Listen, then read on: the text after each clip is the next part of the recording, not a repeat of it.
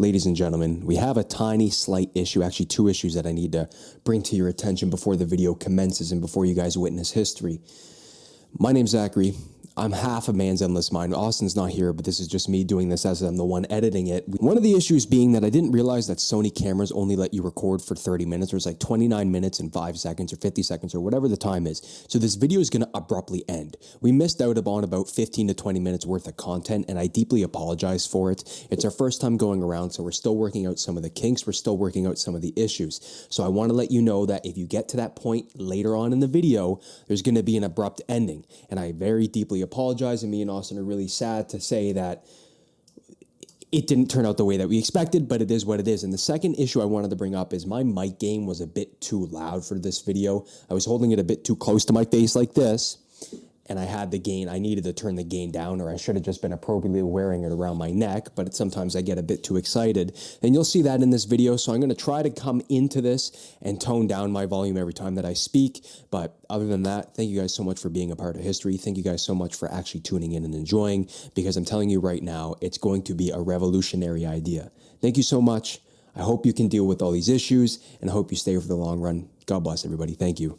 I wanted to start off today with a quote that I felt was inspirational, a quote that I felt that would touch a lot more people than I thought it would. When I first read it, I didn't think much of it, but the more that I meditated on it, the more that I thought about it. I want to share it with you guys. You guys may be going through a rough season or a time of trouble, and it's by Viktor Frankl, and Viktor Frankl is the author of... what is it, man? I know, I just had it. That's coming. Man's Search for Meaning. It's right there. If there's meaning in life at all, then there must be meaning in suffering. Suffering is an incredible part of life, even as fate and death. Without suffering and death, human life cannot be complete. And whatever you're going through, whatever you feel like you're going through, whatever you feel like is weighing you down and making you feel very uncomfortable in life, you know, kind of pulling the strings that you would have thought would have never been pulled, I just wanted to let you know that you're not alone. You know, it may seem like you're alone. It may seem like you can't reach out to anybody. It may seem like things are a bit strange and nobody would understand what I'm going through, but I'm here to tell you, people understand what you're going through. People understand, and people have been there. Now, many people aren't going to share their opinions, and many people aren't going to share what they're going through because there's quite the stigma, and that's one thing we wanted to talk about today, was the stigma related to men reaching out and actually having these conversations. But from man to man, we understand what you're going through. Truly and honestly, don't feel like you're alone. Don't feel like you're one of those people who is having the world come against them, because as much as you might have the world come against you, your time to shine will shine. Your time to shine will come. Truthfully and honestly, you will have those moments in your life where you look back and think, man, I struggled, but I came out better. Man, I struggled, but look where I came to. Look who I became. Look at the man I became. If you wanted to expand on that topic in any such way. Well, I'll be honest with you. It's hard to expand on that topic because you're so fluently well-versed and you're pretty much natural at starting this stuff off. So, yeah, like Zach said, my name's Austin. This is my first time as well. So this is going to look a little bit strange. But we're going to do our best. And the whole point of it is just to come at you in sort of a raw sort of environment. Make sure that you guys know that, you know, we're not trying to fabricate anything to make you guys, you know, fooled that this is genuine. We're doing this because I don't want to speak for you. I won't put words in your mouth. I'll tell you why I'm sitting here in front of the camera today with a mic attached to my chest. I've learned in the most recent time of my life, anyway, 6 months or so, was a pretty difficult time. And for the most period of my life, being a guy, I'm 22, not that old, haven't lived that many experiences yet, but I've had enough pretty bad experiences to know that, you know, pain, suffering, and trauma are all things that everybody goes through, but it took me a very long time to realize that how similar everybody truly does feel in the grand scheme of things. And it wasn't until just recently that I started opening up to the people around me, because I was reaching a point in my life that holding everything inside and, you know, kind of getting to be a bit much. It's getting to be a bit much. And as much as I, you know, even growing up through my teenage years and even in my younger years, I still always enjoyed being that ear for somebody. If someone needed someone to talk to, I was never, there was never a second thought in my mind to drop what I was doing and, you know, listen to whatever it is that they had to say. Even if it might have been bullshit, or excuse my French, even if it might have been, you know, nothing super important, like you might have blown it out of proportion in your own head, there's still never a regret in my mind ever of sitting down and listening to somebody, even if it's for a couple hours, just getting whatever it is off their chest. And I wish I kind of didn't take that for granted, having that ability and being there for those people, especially the ones you care about. Because when I got into a time of similar struggle and similar distress and we'll say a very pivotal. See, it's weird because I wanted to bring something up in this terms. We're so quick to lend a hand. We're so quick to, when somebody's in times of trouble, when somebody's in times where they're relying on us, when we have a friend who reaches out to us and they say, hey, Zach, I need your hand. We're so quick to be like, no worries, I'll drop everything and I'll come get your hand. But when it comes to us reaching out, we don't want to. Never. When it comes to us reaching out and taking the bigger step and saying, I'm not okay with where I'm at, we don't want to reach out. That's right. It's a very weird thing where we're willing to lend a hand for somebody else. We're willing to be the bigger person in that situation. When someone reaches out and we're willing to lend a hand, we're okay with it. We're there. We're this respectful person. But when it comes to respecting yourself, when it comes to being the bigger person, when you know you're struggling, we don't want to reach out. There is no reaching out, and that's what we're planning here to do. And I know, I'm sorry, I'm getting off topic. You're good. What we're here to do is remove the stigma. And that's the biggest issue, because if I was to go and tell, 15 people, if I went out, and that's what we'll get to, if I was to go out and tell 15 people that, I'm not doing okay. I'm not doing all right. I don't feel that good. I'm not okay on the inside. You know what's going to happen? 15 people are going to look at me and they're going to go, yeah, it doesn't matter. You'll be all right. Get over it in 5 years. Get over it in 5 minutes. You'll be okay. And that's the issue. That's what we're fighting for, because it seems very oblique and very weird that if I went out and asked people if they could lend a hand, a lot of them wouldn't lend a hand. That's true. That's true, unless it's your tight group of friends. And the main thing that, one of the main points, I guess, we have many points that we would like to talk about, but only so many hours to do it in, not saying that we're going to sit here for hours, but the main thing that I wanted to speak about firsthand off in my mind, because being someone who recently just came through, I was in a very dark time about 2.5 months ago. And over the course of the last 2 months of my actions of using the resources that are provided to me that I always took for granted and never accessed them before. Example being friends like yourself. Any person that you have, close in, friend group, circle, clique, whatever you want to call it. If you have people that you know and you talk to all the time and you know that you care about each other, I guaranteed if you went up to any single one of them, and you probably have done this before, you just didn't realize you were doing it in a time of need. But the problem I see with myself, I saw with myself, and as soon as I recognized it within myself, I could recognize it everywhere else in the world. And that was the sole being of hiding pain inside.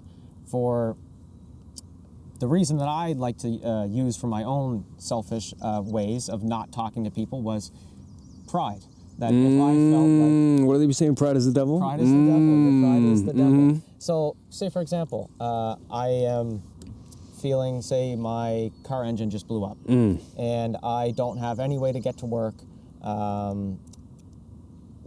don't have any money left to pay for a new motor because I'm paying for a car note that costs so much money. My insurance costs so much money. I mean, let's not kid ourselves here. I mean, the world's very expensive right now.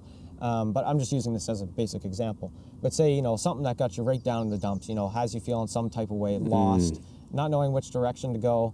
The way that my mind I would twist it to myself would be, if you don't have to ask for help, and if you can do this on your own, that's going to make you such a bigger person. That's gonna make you so tough. Being afraid to reach out for a hand. That's going to make you so strong. People are going to wish that they had your strength, and you don't need to ask for any help, and you can get through anything. Yeah, well, what a friggin' lie I told to myself my whole entire life. I mean, let's just be honest here. I don't mean to put it bluntly, but I know other guys around my age and around my temperament, if anybody is the same like me. I like to tell things straight. Not a lot of sugarcoating. To the core. Right. Facts. To the core. And if I wanted to cut deep, because these words are important, and hiding things inside for the sake of pride, it's going to kill you. You're going to end up going to kill yourself from the inside out. I learned that the hard way, and I was very close to losing myself. But thankfully, I've always been good at stuffing my pride away at the end buzzer. I mean, at the end buzzer, I'm always ignorant leading up to the fact I'm getting better. This is a self-improvement channel. So we're going to be sharing our tips and tricks that we've been using that have been improving our lives and our friends' lives, and hopefully sharing them to you in hopes that, maybe you might have a new insight on a task or a trouble that you have in your life today. that's more or less the main purpose of me wanting to talk to begin with, because I'm not out here forcing people to speak. If all I can do is just be that person that people can look and be like, hey, he's not afraid to get up in front of a camera, possibly in front of, a couple thousand people, and show how he's truly feeling, then hopefully I might be able to inspire somebody to maybe show what they're feeling like to one of their Exactly. Because you don't have to get up and speak to a crowd. You don't have to go directly to a therapist. You don't have to go, you don't have to do any sort of thing any certain way. But one thing I've learned for certain is that trying to do things by yourself and trying to hold things in by yourself it's very selfish in terms of you're shorting yourself happiness for a false, what's the word I'm trying to find here? A false sense of achievement. There's really no upside to getting through it on your own, because one, it's very hard to do. Alone. Most of the time, I'll just say that's impossible, because I found that you just stuff certain things away and you forget about them. You find where you're comfortable and that's it. But what you need to do is, it's not wrong to feel feelings. Everybody feels anger, sadness, grief, happiness, joy. Like, all these emotions are a part of life, and if you didn't feel them, I'd be concerned. But the point of that is just because there are some good emotions and some bad emotions does not mean you're not supposed to feel them. Repressing the emotions. Don't repress your emotions. The problem is when you start repressing them, there's a little bottle down away, hidden somewhere, down under a bridge in some troll dungeon. And the more you just repress things and push it out of your mind, you're going to think, okay, yeah, that's working, I'm feeling okay. Then all of a sudden, that bottle gets full, and it doesn't have anywhere else to go. And then all of a sudden, if you've ever filled up a water bottle, and you turn the water tap on all the way, and you just hold it under the water, and the water fills up, and the bottle's about to start overflowing, the water in the bottom forces itself up to the top. As you're filling the bottle up, it's constantly pumping water out of the bottle. It won't filling stop. it with new, and it will not stop.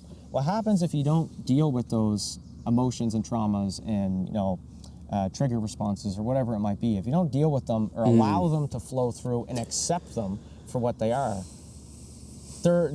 everything that you bottle up is going to come out someday.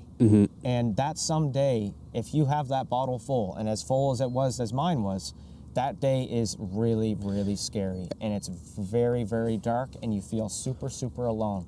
And the one thing that's helped me come out of all of it is just speaking and not feeling ashamed to have emotions that make you look vulnerable, make you feel vulnerable, make you feel broken, destroyed, whatever emotion you might have it tied to. Everybody has something that bothers them, and not talking about it is the first step to making your problem worse, not making your problem better. Letting it bottle up and letting it. Yeah. I've been talking for a minute now. So No. You're good. For you to add on.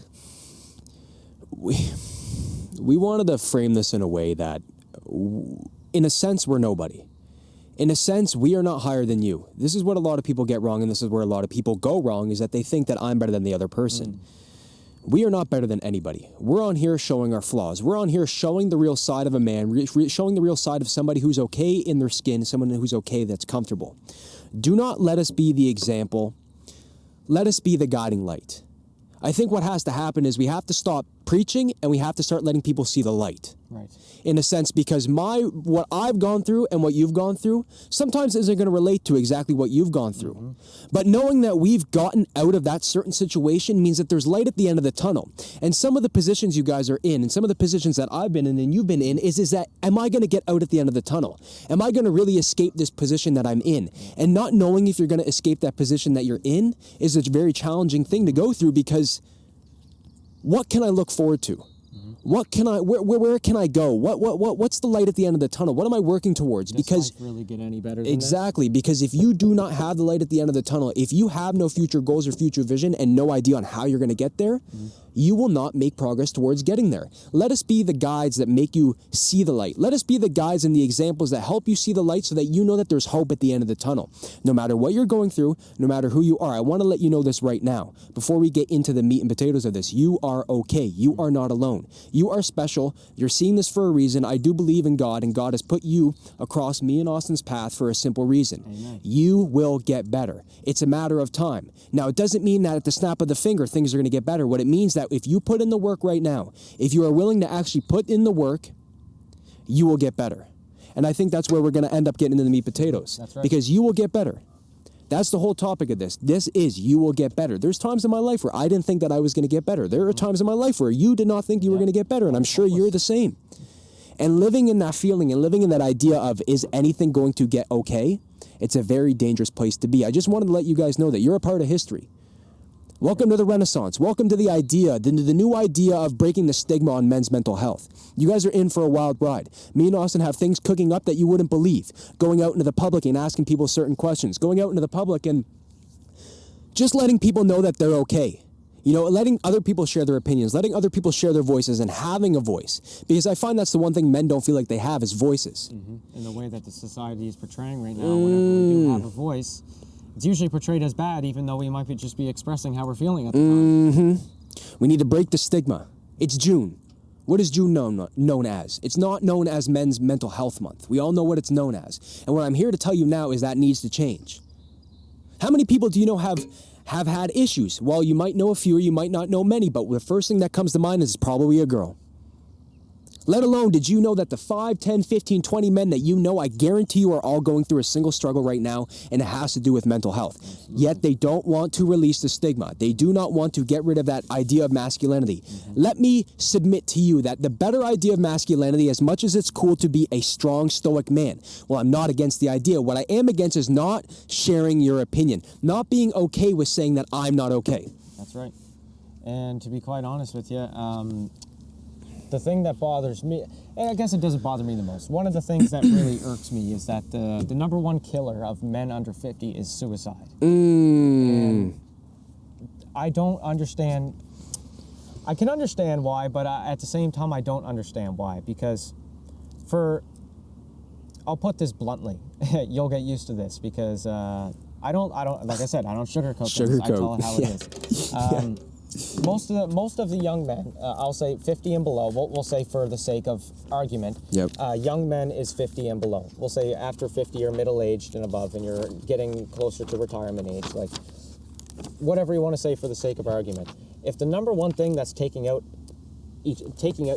out under 50, I mean, I'm only 22, and you're 23 now. Yes, sir.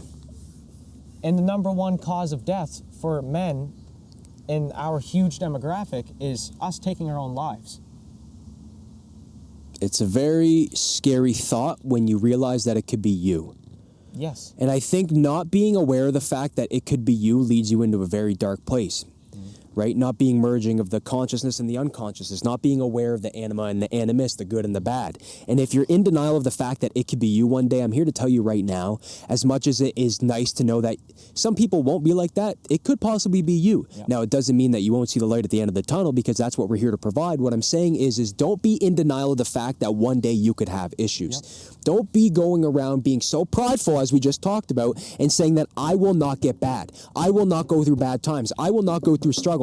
Because as we touched on in the beginning of the video, is that Viktor Frankl, in Man's Search for Meaning, someone who has literally been through one of the worst events in human history, had meaning. He found purpose. He knew as much as what he was going through was bad, at the end of the day, he was going to get better, and he was going to have good times come in his life. And please continue on.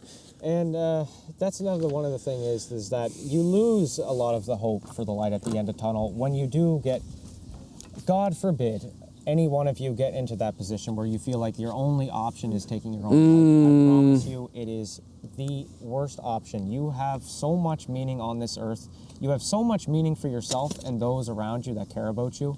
And to me, when I first lost sight of the light at the end of the tunnel was when I felt very desperate.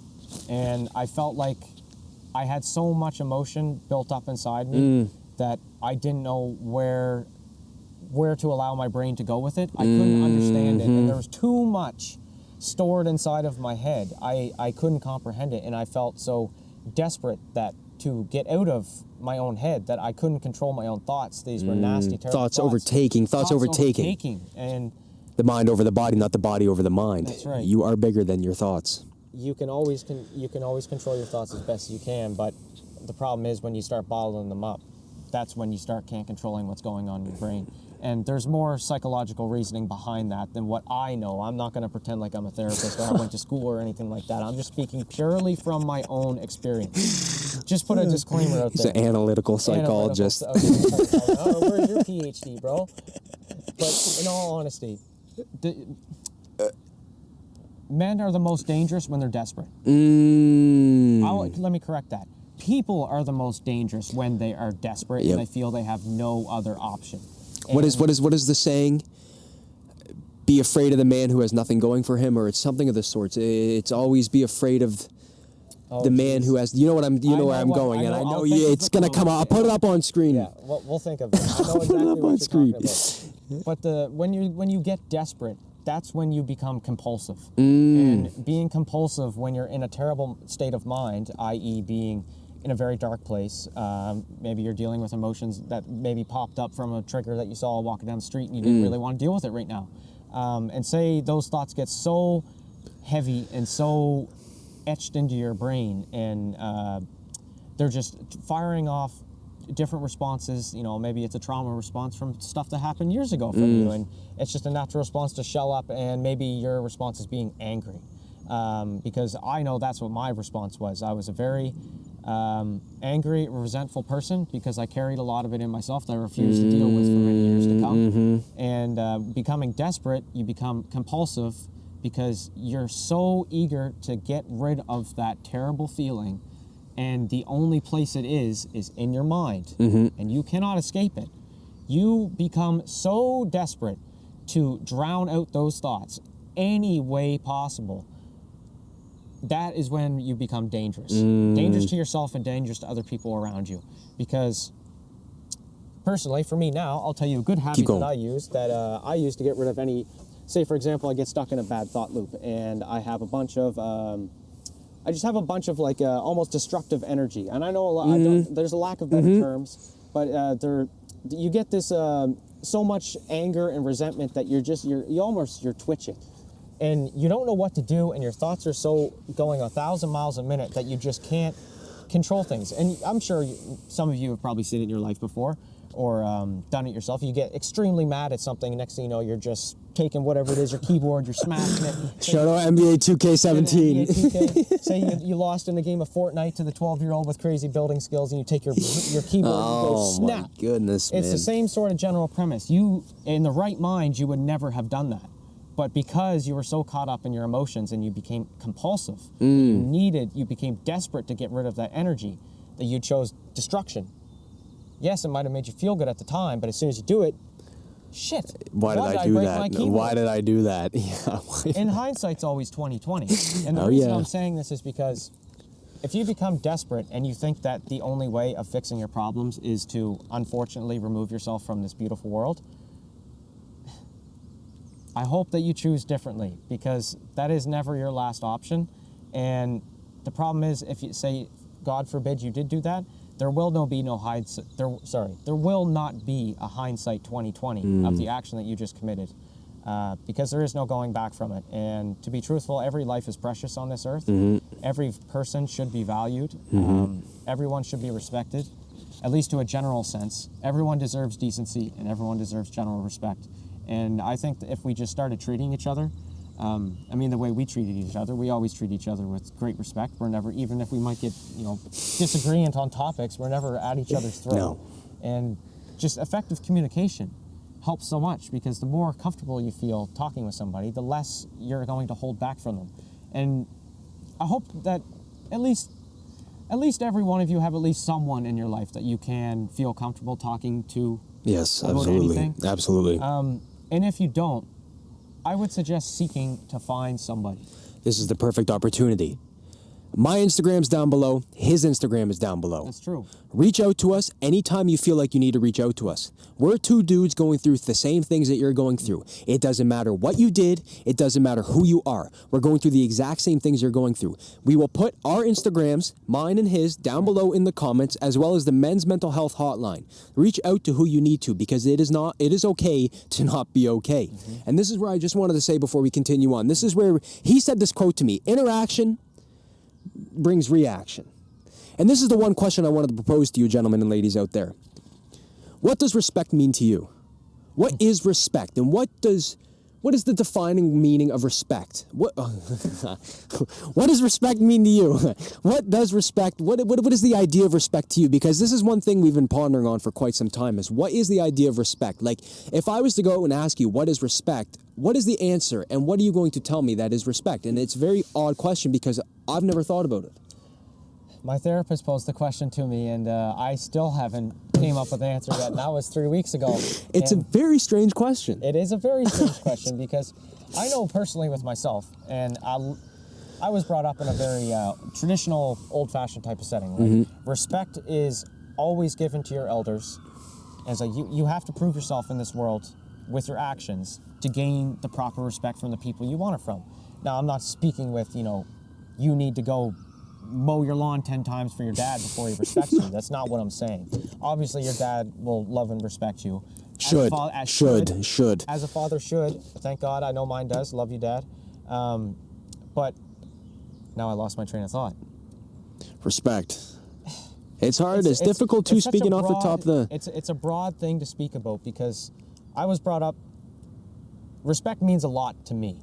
And to be truthful, there's not a lot of things that people can say about me that will really bother me. It's kind of just like what are some random person's words, or even my friends? What are my friends, purposely hurtful words? I'm not letting someone else define who I am. But as soon as you feel your respect has been betrayed, I want to say, if there's a lack of better words, that really bothers me. And sometimes it doesn't even have to be a hateful thing said to me. It could just be an action in general that, maybe I set boundaries with somebody and they violated them. Yeah. You set the boundaries and then they're stepping over that boundary. Or they're trying to, or they're toying with the line a little bit. I'm very quick to correct people when, instances like that happen, because if you set boundaries and nobody respects them, like I said, just respects them, that just shows to me that they don't respect me. Yeah. And that's when my whole tune changes. Like that's when it goes from I guess acceptive to corrective, in that sort of sense. Acceptive to corrective. Instead of accepting, come on now. Disrespect. I'll give you your minute. You better get in the middle and keep preaching. I'll give you your minute. Stop gassing me up so much. I'm not that smart. I'm just. But like that, if someone does that, then. So a self-respecting person will stand up for themselves, as everyone should. Everyone should have a backbone. Nobody should be walked over. As much as, stand up for what's right. Stand up for what's right. And I believe that's what we're doing here, because in my experience on social media, I'm not chronically online, but I know a lot of people our age are chronically online. Absolutely. Especially a lot of younger kids these days, too. Even everybody's, there's so many people. The internet's got people by the neck. Oh yeah. It's actually quite interesting to look into if you want to look at it in a deeper perspective. But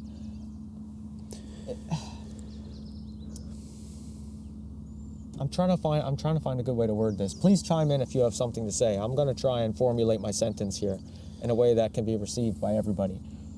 In regards to. Still talking about the respect thing, but it's got me stumped. See, this is where it gets interesting, because how do you define respect? At the end of the day, what does respect mean to you? As honestly, I think is a good way to end it, because how do you find a way to define respect if you don't have a definition of the respect? And that's what threw me from the biggest loop, because respect is such a huge part of my life. Yes. And you don't respect me. You stepped over my boundaries, man. What do you mean you don't respect me? Even so much that. But what is respect? Like, in a competitive world, for example, I'll give a little tidbit about myself. I'm in sales, and the sales world is competitive, as anybody could expect. And gaining respect in an industry, for example, Especially being young. Having to make your breakthrough. To prove yourself, but I find there's a fine line between being cocky and being confident. And I've learned in my short 22 years that being a person from young age, if this correlates to you, great. If you're looking to gain respect, then shut your mouth and listen, because God gave you 2 ears and 1 mouth for a reason.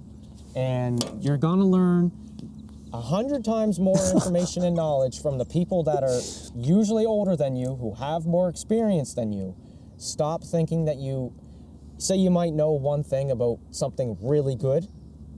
That's great. But stop acting like you're a genius. Because if you